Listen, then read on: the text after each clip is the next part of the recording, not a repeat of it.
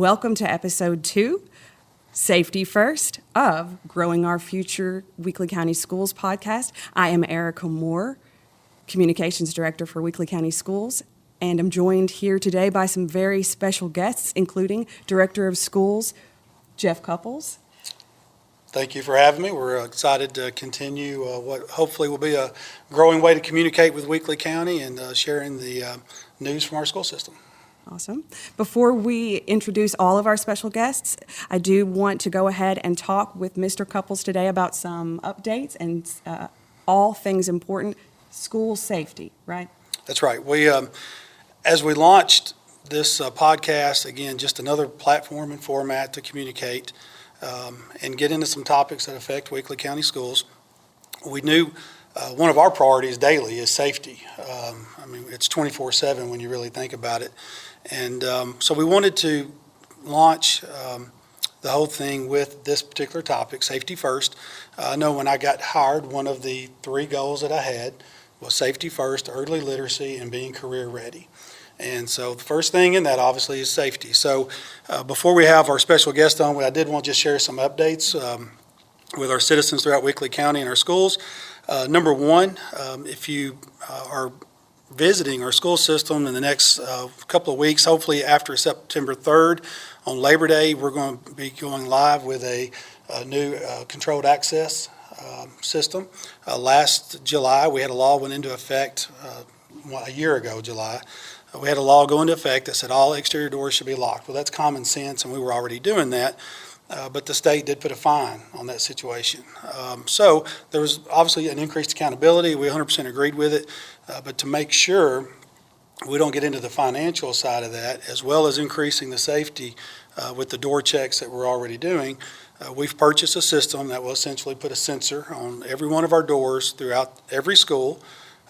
And they will, if for any reason that contact is broken, like a security alarm, it will notify the SRO, and it will notify a school admin. And it's just a way to know, even if a door is just propped open, we know that we have a door open and we can go fix the problem. So we're really excited about that getting up and going after Labor Day. First Response is contracted, and they've worked hard to get that installed for us as the school year gets started. Also, we'll have card access. Currently, our staff does have photo ID, but another update that we've got is we're going to be moving away from a key system and getting into where we scan digitally into the system. That's going to allow us to do a couple of things. It's going to be able to track who's in our building, particularly after hours if anybody were to come. And we just needed to know that. We would have that data available. We also know we have a problem security-wise trying to maintain safety with keys that are floating around. So as we get this launched, we'll begin rekeying some areas that we know we need to. But we're excited about the technology allowing us to better safely monitor our school system. Also, we have officially, I think we've said it as far as our main buildings, but we can officially say we have an SRO in every building. We've recently added one at the Adult Learning Center. And in addition, we have another one at K-8. Some things got cleared up, but we'll talk more about the SROs here shortly. We've had some cybersecurity updates. I'm constantly worried about ransomware, identity theft, people phishing through emails. So we've recently, in this past budget, added in some funds to increase our cybersecurity across the county, and actually are stress testing that already. We've already tested our own employees across the school system, see how quickly they want to click on an email. So we're excited about that, just to shore up some areas that we know we needed to strengthen. Our training has continued to increase, starting last summer. Again, this past in service, our special guests will be here today, have helped us do hands-on training, not just online training when it comes to school safety. We're increasing bus drills, which has been an emphasis. And so we're getting more robust in how we're doing those drills. So we're excited about just hands-on training. We've had updated cameras. We still had some analog cameras, and then we had some that may or may not work. They were kind of old and outdated. So we're using funds to go digital with our cameras on our buses. So we're excited about that as well. We've recently adopted a new visitor code of conduct, which was a new law in Tennessee that got passed, went active in July. So you're going to see that posted in our school lobbies as those get printed up now that that's been made. Our board has looked at that. Our attorneys looked at that. But basically, we do have some safety issues just with visitors not acting like good humans when they come on campus. So the code of conduct is to help strengthen that expectation. We've increased our mapping throughout our school system. Can't get into that for security reasons. But our emergency operation plans have been updated. We've switched to a new platform, Navigate 360. I've been familiar with that program for several years.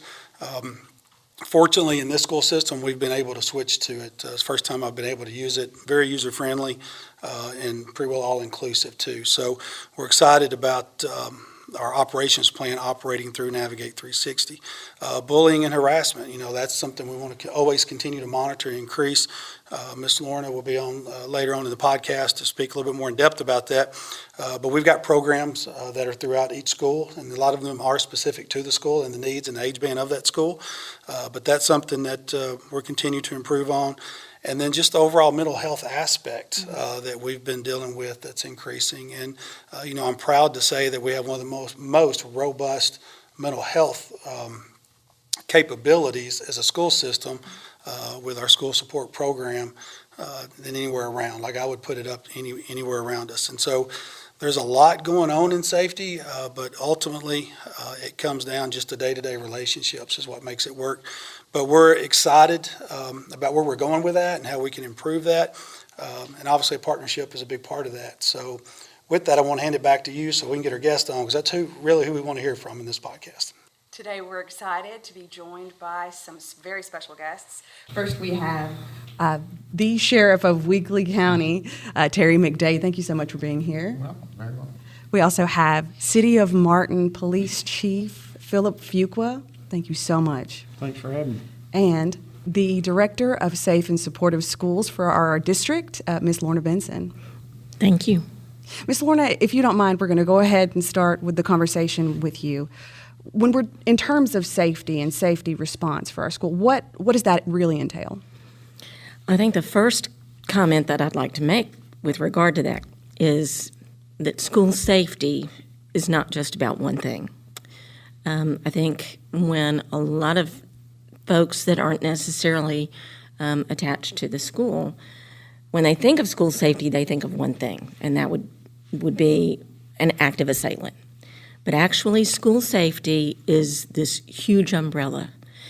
Our children can't learn if there's problems at home. They come to us and they're worried because there's been fighting at home. They come to us and they can't learn because they're hungry.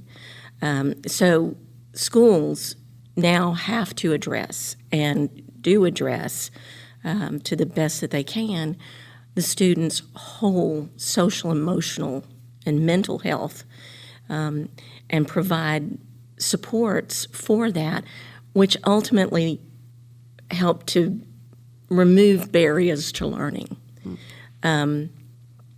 Our efforts in terms of physical response to an emergency event, we utilize an all-hazards emergency response plan. Our plans are developed in consultation with these agencies, and I can't thank them enough.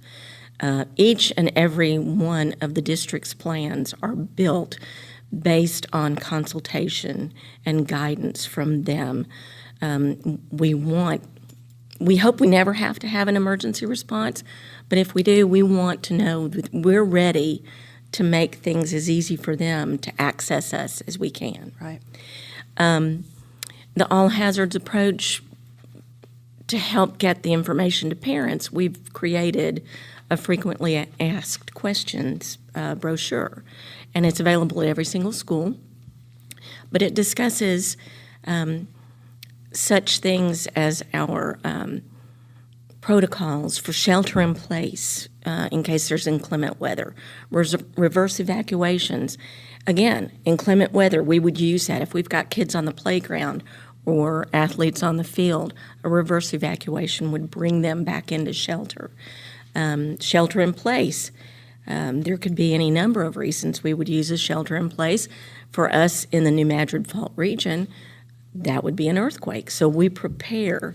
We constantly conduct drills, and we just hope that we're in ingraining the muscle memory of how to react if something were to happen so that people don't freeze. Yes, absolutely. The partnership that we have with our local law enforcement is so crucial, not just to our school system, but to our entire community, county.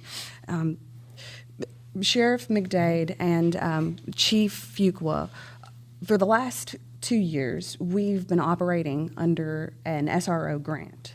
And we've even expanded it to include, like Mr. Cupples said, an additional SRO at one of our facilities, the Personal Development Center. Can you speak to us a little bit about the SRO grant and some of the equipment and in terms of what the grant provides? It provides, in the beginning, is one officer per every school, and we later learned, fortunately for us, we had 5 before this grant started. The money that Governor Lee and the state of Tennessee gave to us helped us pay for the 5 that we were currently paying for, and we also added a second one. There's one in Dresden Middle and Elementary now, and prior to that we had 1. That's our biggest school, the biggest school I have, so that was a huge help, and also the Adult Learning Center, where we've never had one at all. Right. And I know the employees down there are very happy about that. Pretty much all the equipment we get their uniforms out of that, patrol rifles, any training that is for safety, school safety, can be taken out of that grant. You just put in for it at the end of the year. The only bad part is, and it's not really a bad part, they give you $75,000, but we're talking about your salary, your benefits, and then your uniforms and your vest is $1,000, and they go out every 5 years. So it seems like a ton of money, which it is, and we're very grateful. Right. But once you add all that, it does dwindle down. So Right. we are grateful. We do the very best we can. But as they get raises through the years, eventually it'll be over the $75,000. But had they not opened this up and given this money, there's a lot of places in the state that had nothing before. Right. There's a lot of counties. We're very fortunate. I have a bunch of friends that are sheriffs in East Tennessee, and some of those counties they just have nothing. And the officers and the salaries and things that they make, they would have never had any kind of school safety officer. So we're very appreciative, and we're also very fortunate. We sure are, especially. Kind of on the same note, the 4 city Martin schools, for years, when we initiated the SRO program, we had to share school resource officer between the primary and elementary school, and those buildings are not even physically connected. You had to get across, he or she had to cross back and forth across the street to check on one or the other. So initially, when the county became involved in the SRO program, we got to go to 4 officers, so we had 1 in each school too. But now that the state funding has kicked in, it just provides us a little bit of a cushion to add equipment. There's some things that we've purchased, we've added, and given them access to that it was such a struggle before just to maintain the salaries and benefits that grant money has opened it up where we can add some components to it that makes their job and better and easier to protect the kids and the staff. What about in terms of training? It does cover. You can use the money to send them to extra training, but like Sheriff McDade said, pretty soon you've kind of run through that money, especially if you have an officer that is on the top end of the pay scale, because obviously more comes out of that $75 for them. But it's freed up monies, that we had to use from one line item in our individual budgets to free us up to where we can put them into more training. And then, fortunately, we have a very unusual situation in Weakley County that I'm always really proud to talk about. And that's the fact that we have 2 separate agencies that operate one school resource officer program. And I think that's a bit unheard of. And, so we're proud that we have that, and even more proud that it functions correctly and it works well. So it divides the cost some on some of these pieces of the puzzle that aren't covered by the grant money. But the amazing thing about that is we've been able to use the two entities to come together to put on our own training. Or to host training from an outside contractor that allows us to put our SROs into training that they probably wouldn't have received somewhere else. Right. And thinking about being a law enforcement officer, which I would have no clue about, obviously, but being an SRO on top of that, the training required must be pretty extensive. I have an SRO position open, so I'm gonna throw a plug in here. Okay. For the middle school, and you have to be post-certified now. When we first started, we had to get 5, and if we didn't have somebody, then we hired them, and you can be uncertified for 6 months, and obviously then you gotta go to the academy, and then you gotta go to the SRO school. So I need a post-certified man or woman who's a fantastic human being. Yes. And for the Dresden Middle School, and you can send your applications to the Weakley County Sheriff's Office, or you can come by and get an application. I appreciate you. There is a lot of training, and it's a lot of additional training because I thought initially, before SRO programs became so popular and were talked about so much in so many different settings, I remember we used to receive applicants, and they didn't realize they had to be a police officer Right. to be a school resource officer.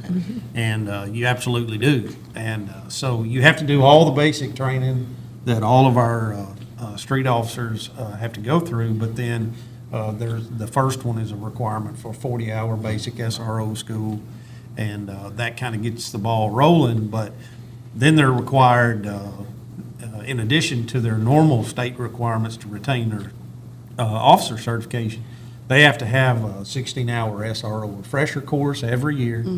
And On top of their 40 hours in service. on top of their, it doesn't even count toward that. And so that's another one of those joint ventures. Those classes, as the number of SROs increased, those classes became harder and harder to locate. We had to spend extra money to send people off. You can send somebody to a free class in Nashville, but you have to buy them a hotel room and per diem for meals, so it's not really, free. So we got together, and we being the Lorna Police Department and the Weakley County Sheriff's Department, and we decided that we would just do one.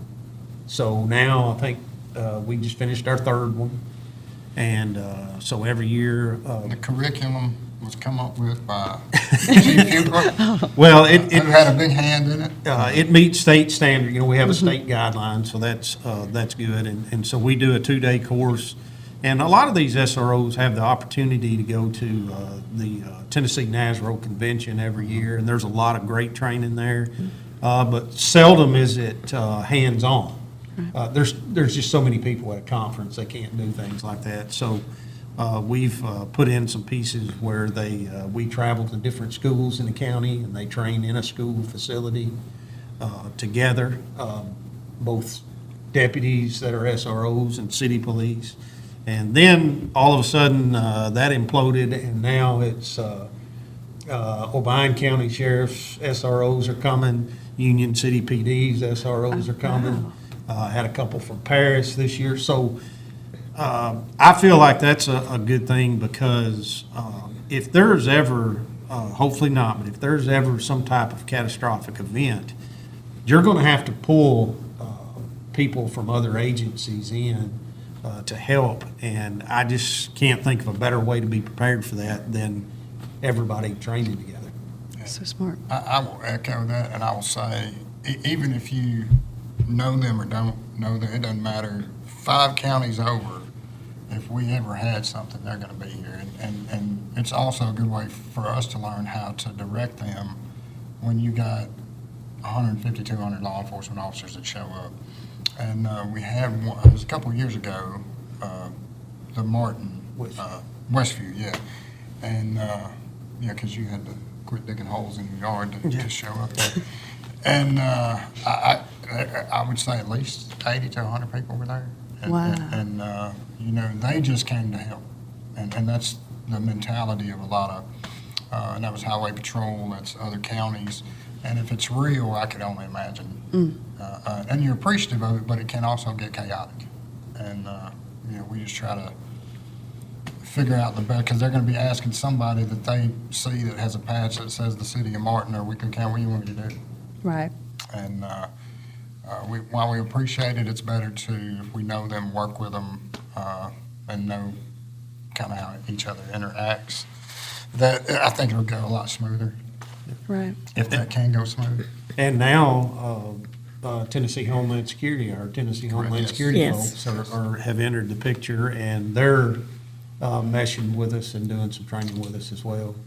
One, actually, our local one, Scott Deal, came out to our last 16-hour SRO refresher and spoke and kind of put his pieces into the puzzle.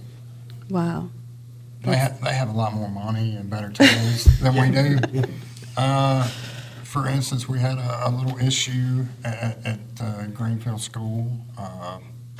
What is that? I want to say Monday. I'm sorry. It was. And they, within an hour, had traced this email back to Mexico. So we know it's not going to happen. It's not real. And, Right. and before, if we'd have figured out where it came from, probably not. We'd probably had to search everything, get everybody out. It would have been very chaotic. People would have gotten worked up and scared. And it allows us to give people peace a little quicker, or a lot quicker, actually.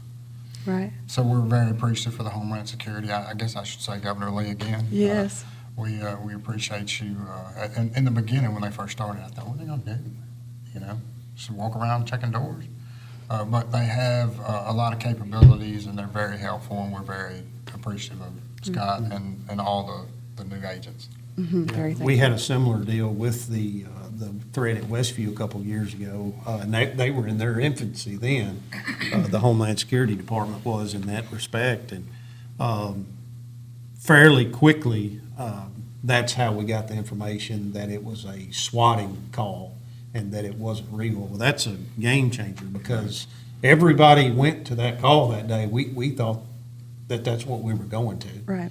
And, you know, the sooner you can get information about whether the threat is realistic or not, or local, you know, I mean, it's a game changer, and, you know, really brought everybody at ease, us and the staff, students, and parents. And those are just tools we don't have access to on our own, but now we do. They can, I'd like to throw in a piece myself. Those guys can locate you if you send a message that should not be sent via phone or email. We can now find you. So keep that in mind. If anybody's pondering on doing something illicit like that, we can locate you now, and we will come to your house. There's so many moving pieces, and there's so much foresight with the planning that's intentional on all departments. I'm picturing all these pieces moving at the same time. But on this side, there's all this law enforcement, but on this other side, there's the community. And what do they not know that we need to communicate? What do we need to say about? Well, I'd like to say one thing, because I think when people talk to law enforcement people, that we're just like anybody else. We like to talk about our profession, and, you know, you kind of get one-dimensional sometimes. But something I would like to add in there is, yes, we spend some time preparing for an active shooting or an active threat. But we spend a lot of time preparing for other things too. And that's where we also mesh with the school system, and Miss Lorna and Jeff has been very forthcoming in all that. like, one of the things that the sheriff and I are big proponents of is we've begun in the past few years, everybody that works for us, especially SROs, we're putting them through like critical incident training. So what that entails is where that officer can directly intervene in a mental crisis situation. So it's not all about somebody coming in to try to kill everybody. Right.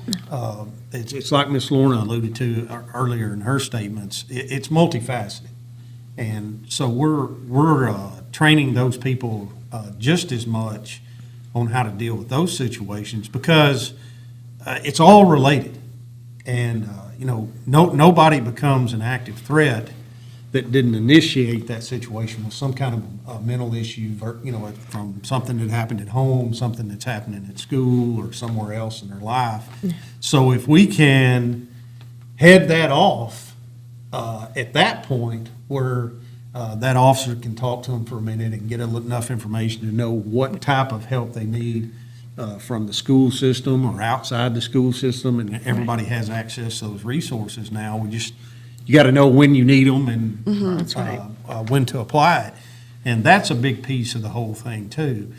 And it's a mentorship, too. The SROs, none of the SROs are going around disciplining children all day. And, Right. that's not what they do, but I Right. think that is somewhat of a misconception. These folks are mentors. They're a communication liaison between the school and the police agency. And it's almost comical how it works. I don't really understand the complete psychological piece of it, but the piece that always happens and brings it to light to me is the sheriff and I, we can go to any school in Weakley County, walk in dressed just like we are, and the kids will immediately say, "Oh, man, the cops are here." Well, the cops have been here. You've got an SRO, but they don't even look at that person like that. Right. They look at that person as they're normal, their presence there is normal, and what that does is it opens up that communication piece between the student, staff, and they're our liaison. They're going to talk to that SRO easier, and they're going to be more forthcoming with information than they are one of us that just stops by on occasion. And I think that's huge. I do too. I will say that, one, I think parents and the students alike maybe know when to talk to us and that they can. I think a lot of people get begrudged. We were just talking about this before we aired here. It's something that they feel like they were wronged once upon a time and no one did anything about it. And maybe, I can see how a child, even though we may not know something's going on, no one's helping them and they feel a certain way towards us. And I totally understand it because probably the people they trust the most are the ones that's hurting them. So I think, like he said, a lot of our SROs, all of them are really good at just becoming a fixture in the school. And you know how it is when you're there around for a long time and someone sees you. It's like you take a dog that barks at you every day. Well, 4 or 5 times you're around the dog, you're probably going to let you pet him. So eventually they're probably going to talk to him. And it's the same with parents. I'd rather a parent call me instead of posting something that the sheriff's department is so lazy, or they're this or that. I understand loving your kids, but we're not going to keep anything from you. If there's something going on that's a threat at the school, we're going to let everyone know, and as quick as we can. Now, we're obviously there trying to deal with whatever the issue is, so it's not going to be in 2 minutes, We have people that we might can contact, or the school does, to put something out initially.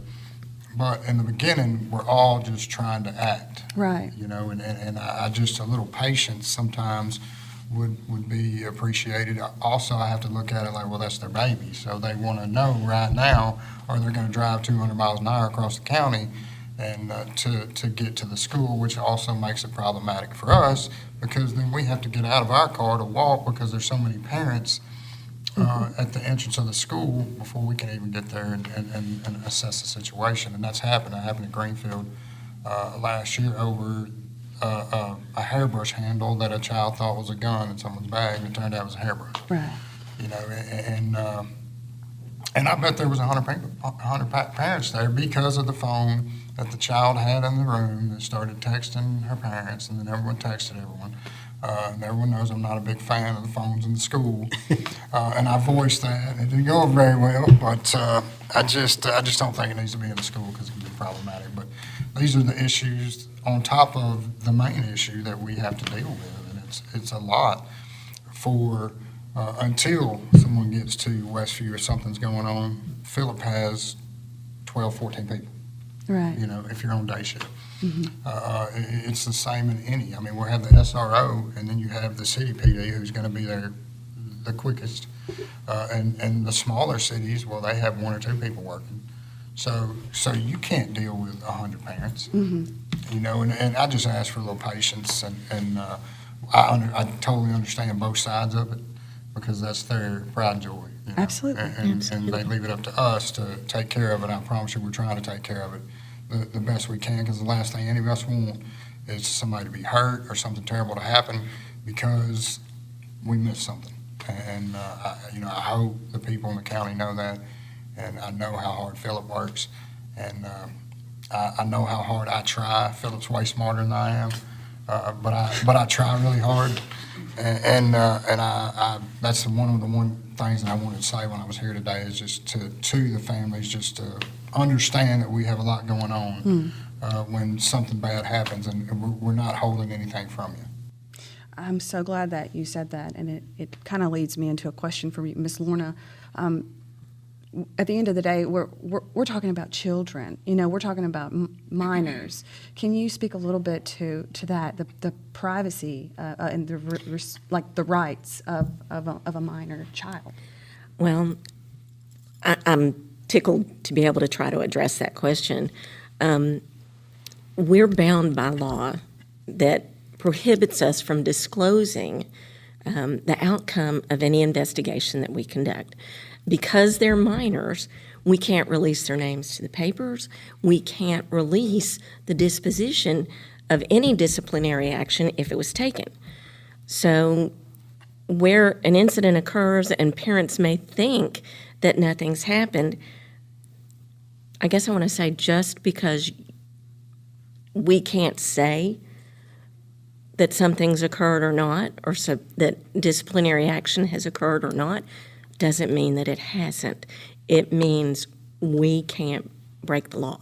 And when I'm talking to parents and I explain, I will protect your child's confidentiality just like I'll protect any other child or my own child.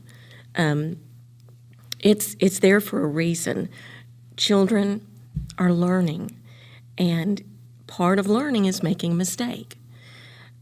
Our resources are in place. The fact that we've had district administration, Mr. Cupples, Mr. Frazier, Mr. Barber, who have seen the value of supporting and doing everything we can to grow a resource like the School Resource Officer Program, because they're an extra mental health support.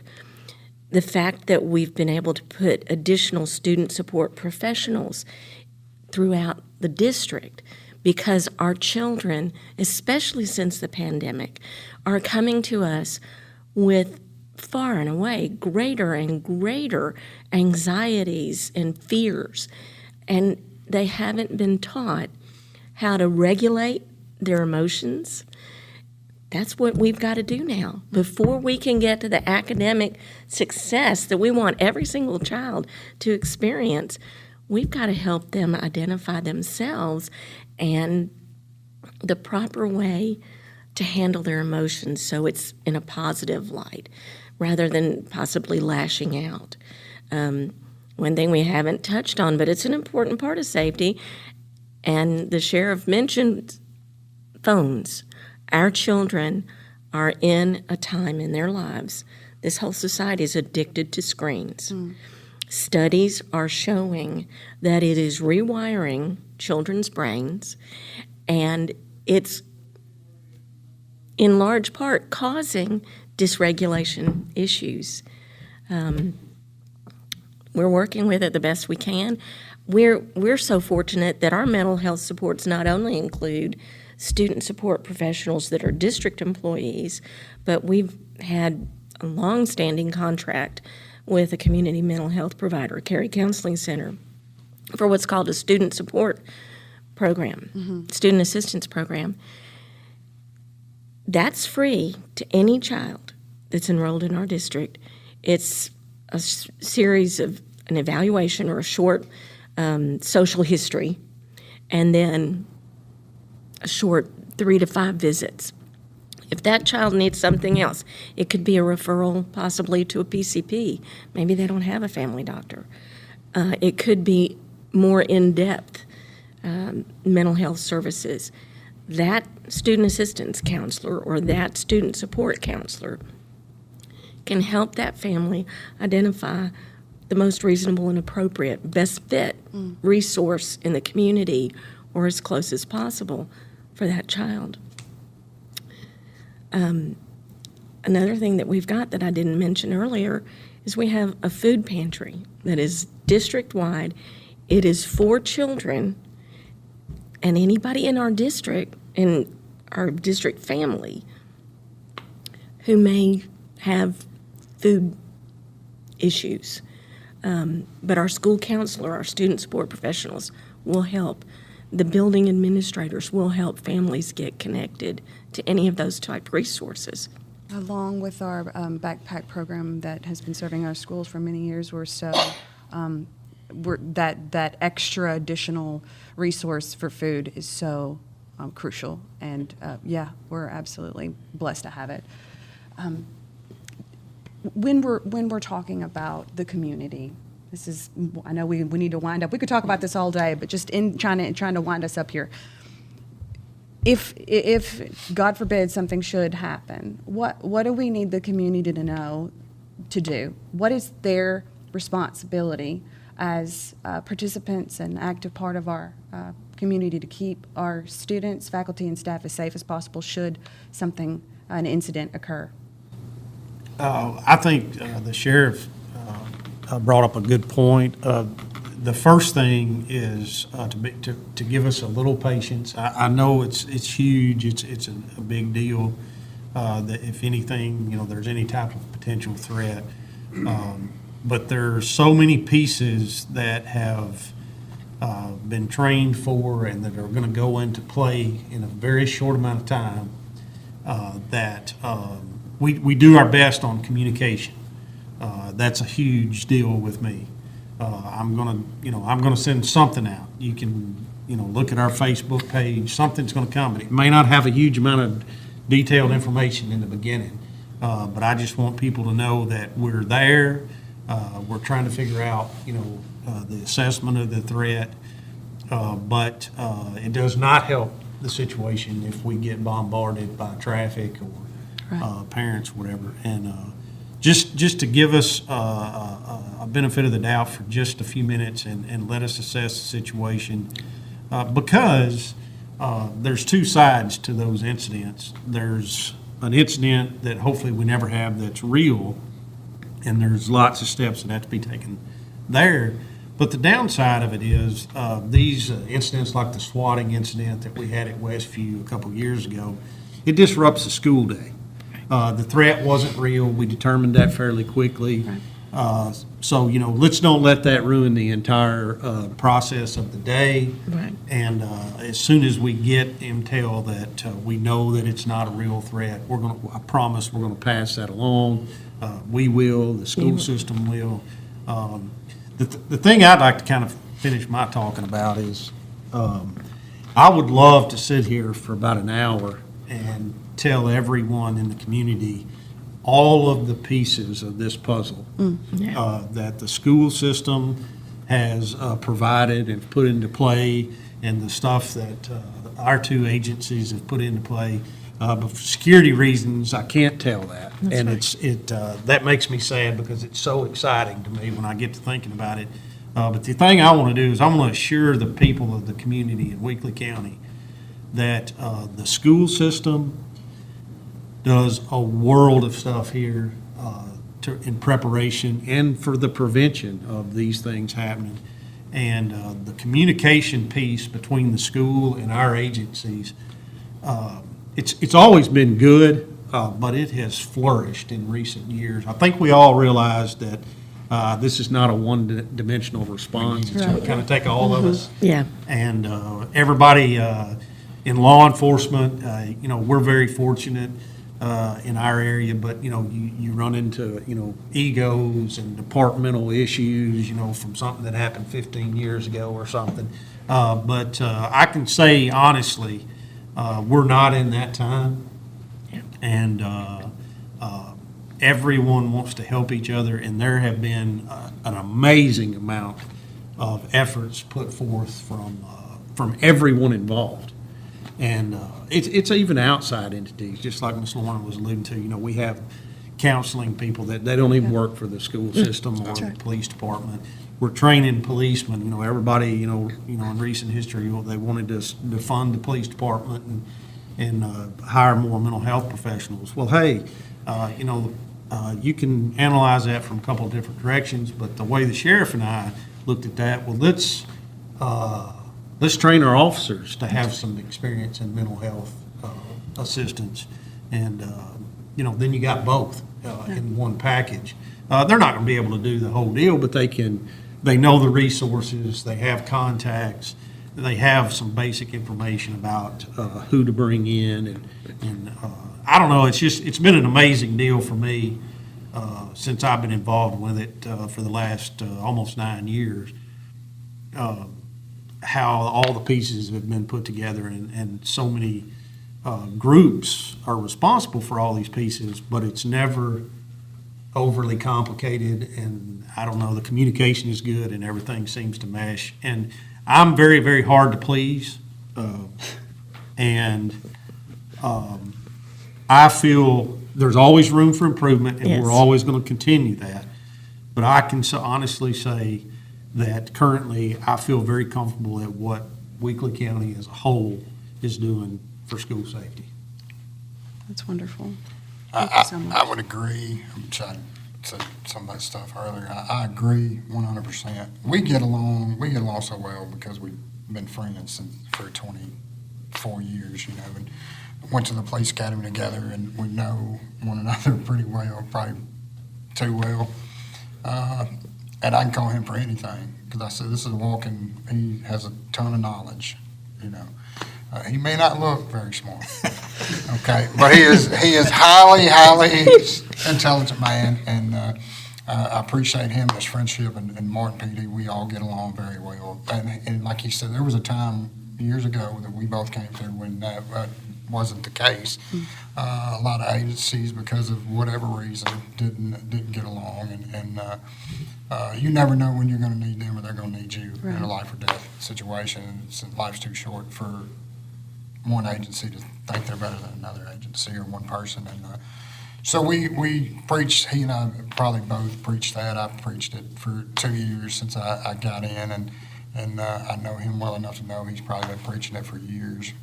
Mr. Cupples, Ms. Lorna, Erica, one, thank y'all for having us, but what you three do for the school system it's great to watch, and it's been pretty amazing to see the amazing things that y'all done. And 100%, Mr. Cupples, you are Mr. Safety. That's what I'm gonna call you, because you're a big proponent of it, and I appreciate that. And I sure don't claim to know everything, the end all be all of safety. I don't. I'm here to learn, like everyone else is, and from everyone else.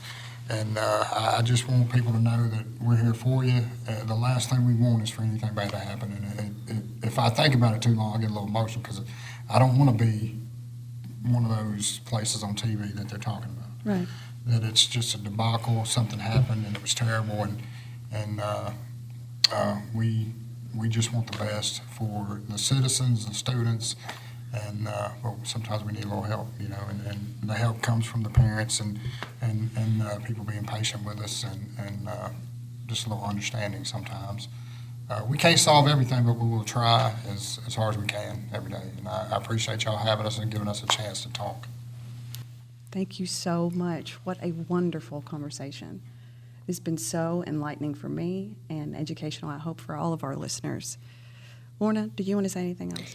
I think I'd like to, again, thank both of you for joining us, and thank you so much for all that you've done for and with us through the years. I can't imagine where we'd be without you and all the men and women that work for your departments. I would also like to say that school safety, it's school responsibility, but it's community responsibility. It takes everybody. We need parents to have conversations with their children to find a trusted adult. The SRO, the school counselor, the cafeteria worker, they're trained.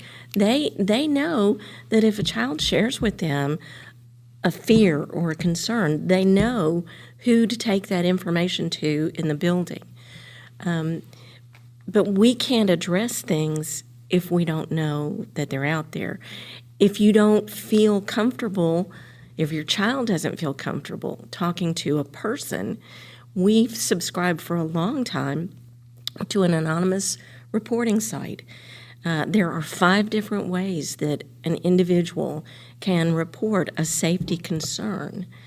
The problem with that over the years is an individual, let's say they want to text a tip to us.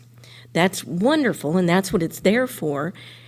And as soon as a ticket is created, Mr. Cupples, Ms. Foster, and I get that alert. Right. Unfortunately, a lot of times when I open up that ticket, I have a sentence that says, I'm tired of my child being bullied, or I'm worried about this in a school. They don't give me a school. They don't give me a student who's supposedly bullying. They don't give me enough information to start an investigation. So I'll write back, thank you for contacting us. Please give us this information.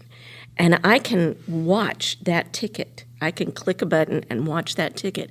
So as soon as there's an update or an answer from that person, I should be able to assign it immediately to the right school. Mm-hmm. Unfortunately, too many times those go unanswered. And so, yeah, they think they've started the process, but I have to have enough information to continue a report with or an investigation. So please use the site, use it for safety, not for political purposes, but for safety issues, and we will respond, and I will assign it to the appropriate building administrator. And watch for updates. Give us the information we know. And again, just because you don't know the outcome of that investigation doesn't mean that nothing's been done. Right. And I think the other thing I'd like to say is this is more on the preventive side, the social emotional side. Thanks to these departments and our other local law enforcement departments, we now have in place within the county the Handle with Care program. And that program is meant to alert schools to the fact that a child encountered what could be a traumatic event away from us. Let's say a family's house burned. A child spent the entire night in the emergency room because their father became ill all of a sudden. They didn't get any sleep. They watched a parent be arrested. I mean, anything that could be a traumatic event for that child, if they come to us, their mind is on what they've witnessed or what they've just encountered. And that child needs compassion. That child needs to just be allowed to be in a safe space. So the Handle with Care alert comes through an app that the TBI has created. And again, it goes to all of our schools. It'll come into our offices too. We don't know the circumstances, and we don't want to know the circumstances. What we want to know is that student needs to be handled with care. There's a period of time, typically an average student can rebound from an upsetting event within about 2 weeks, and that's if they've got all the good supports that they need. Some students can't bounce back as fast as others. They may have other mitigating circumstances. So we've got eyes on this child, just watching to see if they're able to kind of come back to their normal. And if not, then just very quietly, we're going to work with that child and we're going to see if everything is okay. We're going to keep in touch with them and help make sure they're supported. But Handle with Care is yet another example of how our law enforcement is more than law enforcement. Absolutely. Oh, my goodness. Thank you so much. We have so many other resources that we didn't mention. We have so many other people who are working behind the scenes. We have safety coordinators in every single school. Yes. And I just want to say a big shout out to each and every law enforcement officer in every community, our Department of Homeland Security friends, and everyone else who is working behind the scenes to help keep our students and our schools and our faculty and our staff as safe as possible. Thank you all so much for being here with us. Thank you. What an enlightening conversation that we had today. I'm so pleased that we were able to have that important conversation with our local law enforcement team. Ms. Lorna, if you could give us one highlight takeaway from today. I think I would like to just encourage family members, grandparents, aunts, uncles. If you have a safety concern, we want to know about it. We really want to address concerns. We can't correct things if we don't know they exist. Your principal, everybody in your building, we're parents too. We've got family. We want the best for Weakley County, but it's a partnership of all of us. So I encourage everybody to just try to keep the lines of communication open. Talk to the teacher, talk to the guidance counselor, talk to the assistant principal, the principal. Bring it up here to central office. We really do want the safest schools in Weakley County. Yeah. Director Cupples, final thoughts? Yeah, well, first of all, again, I know y'all have already said thank you, but definitely a personal thank you to Chief Fuqua and Sheriff McDade, and all of our police chiefs and departments out there. I know you mentioned that, but each of our municipalities and their police departments, they're all great to work with. They care about their school. They want safety, safety first, and they live that in all of those departments. And I was just sitting here thinking, listening to the conversation off camera a while ago, and I'm thinking, I really don't know of any time since I've worked in this school district where we've had a request for help and was turned down. I mean, it's always been 100%. Absolutely. We're on it. Absolutely. And so I guess I would really just kind of wrap this up, Safety First podcast, episode 2, with what I believe the most important factor is, and that is relationships and culture in our schools. We're constantly talking to our principals and our teachers, and at the campus level, they're talking about that, how to build the culture, how to care for one another. And granted, we have a Weakley County culture, and then each campus has its own culture, designated by their school colors, so to speak. But the culture, I don't know if any of you are familiar with Michael Dorn. Absolutely. Probably so. If you're talking school safety, you've probably heard that name. Just listening to him in a training one time that I attended, and then reading some of his own literature, culture is his number one It is. guard as far as maintaining safety. It's not a metal detector or a wand. It's the culture of the building and people feeling like they belong. True. They're valued and they're visible to each other. That's right. And so those are the things that we want to move to. Unfortunately, as a final word, our society is not helping us in that. It's really getting harder with a lot of barriers that just the way the world's operating right now. And so we need to get back to a more kind and gentle place as far as how we handle each other. So building that, and used to, I guess maybe in my own childhood, I would say my parents, maybe the family, the home, grandparents, whatever. But I do think it's becoming more of a responsibility of the school and maybe we're just taking it on ourselves because you can't educate academically like you said earlier, unless we have these other things in place, then it goes back to hierarchy of needs. It is.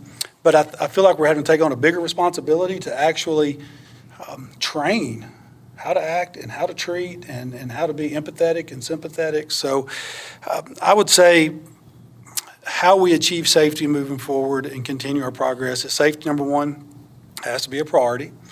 I think that priority needs to be we continue to build a culture. I think the research is strong. How we just learn to operate inside the building on a day-to-day basis goes a long way towards safety in all areas, and bullying, harassment. Like in my own administrative past, when I've had a student come in and give me a tip about something, maybe it was drugs or something that they knew somebody was carrying. When we deal with the person we got the tip on, they're like, "How do you know?" And I'm like, "I'm not the only one that wants a safe school. Our students want a safe school." And that's why they came and told me. Now, you're not going to know who told you because we're not going to release that information. That's right. But you're mistaken if you think I'm the only one that wants a safe school. And there's nothing about what you have in your backpack that is safe. So we're going to work to get that out of here. You knew the rules. You knowingly broke them. But we need people to give us those tips, and because it does take a community to get it. So safety has to be a priority for everybody. I think as an education system, we have to work hard to make sure we're maintaining best practices, that we're willing to continue to learn and grow. Vapes, for example, it's a major problem. It's not safe for our kids. They're doing it. They're being marketed to our kids. Well, they're making them to look exactly like a highlighter so they can hide in plain sight. So parents, if you're out there and you're listening, be aware, because it's a never-ending battle to try to police that. And more importantly, now they're being made not just with nicotine, but THC and various synthetics. And it's hard to teach a kid that's high and impaired, just to be honest with you. And as we try to be alert and monitor that, well, when the industry is making them to look like a highlighter or a pen, it makes it difficult to go about your normal day as an administrator and a teacher, trying to educate students, because you're also spending more time on that because they're trying to hide it and camouflage it in day-to-day practices. But staying current on guidelines, best practice, up to date, and then as evident today, strong partnerships. And, our emergency management agency. I mean, we can go on and on and on. The Carey Council, all the ones that we talk to and are willing to keep our students as safe as we can make them. But I'll tell you ultimately, and I believe this with all my heart, I am my own first responder. I train my kids that way, and I talk to them about what their responsibilities are at the school, and I would love it if our families could help us with that too, and continue to stress that everybody at that school is responsible for keeping it safe in all of these areas we've mentioned. And there's still several we just don't have time to get to. We don't. But strong partnerships with community, family, agencies, because we can't do it by ourselves. So, and Miss Lorna, salute to you. You do a wonderful job in your role. You were doing it before I got here, and now that I've seen you behind the scenes in action, excellent job. So we're lucky to have you. Thank you. I appreciate it. Best of the best. Yep. Best of the best. That was a long final word, but Oh. that was the final word. But it was a great final. Okay. Thank you so much. Ms. Thank Lorna. you. As always, you can find us on demand on Apple, Spotify, or wherever you find your favorite podcast. Join us next time for more insightful conversations on the Weakley County Schools Growing Our Future podcast.